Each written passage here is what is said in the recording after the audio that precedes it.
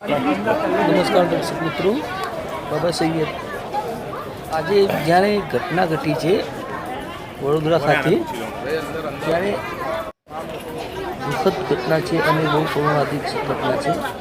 માતા પિતાને એવું હતું કે બાળકો મોજ મસ્તી કરતા હશે, પણ મોત વડોદરા શહેરના હરણી તળાવમાં એક મોટી દુર્ઘટના ઘટી છે. આ ઘટના વડોદરા જ નહીં પણ આખા ગુજરાત માટે ચિંતાજનક બાબત છે.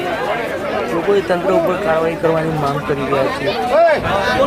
વાત એવી છે કે વડોદરાની સનરાઈઝ સ્કૂલના બાળકો હરણી તળાવ ખાતે પિકનિક માટે રહ્યા હતા, કારણ કે એમને ક્યાં ખબર હતી કે આ જીવનની આખરી પિકનિક હશે.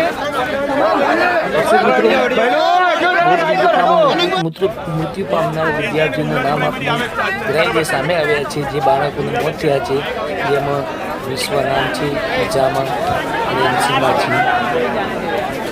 સકીના શેખ અને મુઆવઝા શેખ, જુહાદિયા સુબેદાર, આયશા ખલીફા, મંજૂર અને રિહાન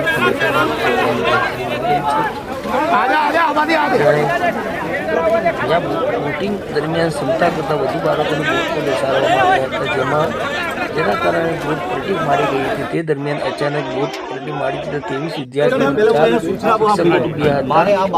આ ઘટનામાં કુલ 14 લોકોના મોત થયા છે, જેમાં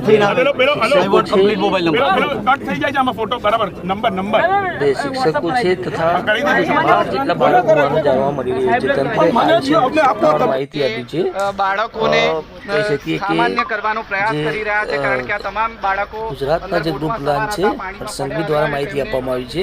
આખું ગુજરાત વડોદરા હરણી સ્ટેશન હરણી દુર્ઘટના બાદ તંત્ર તેમજ સ્કૂલ પર આક્ષેપો કરવામાં આવી રહ્યા છે.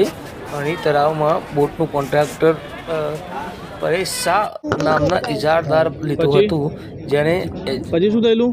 फिर है ना कुछ जन है ना नीचे चले गए ने, मैं एकला था ने कुछ जन ऊपर आके बोट पकड़ ली ने, हम ऊपर बोट के ऊपर गए ने, पाइप आई ने, हम पाइप पकड़ के ऊपर आ गए.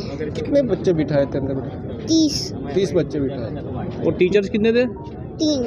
3 टीचर्स थे. और जैकेट्स पहनाए તું? जैकेट पहनाया था? नहीं पहनाया. આ પ્રકારની ઘટના બની હતી, પરંતુ આ ઘટનામાં બાળકોને લાઈફ જેકેટ પહેરાવવામાં આવ્યા હતા કે નહીં એ ખ્યાલ નથી, પરંતુ અત્યારે પ્રાથમિક છોકરાઓ ડૂબી ગયા હતા, ત્યાર પછી સંસ્થાગર બંધ થઈ ગયું છે. આટલા વર્ષો પછી આ જ ઇતિહાસનું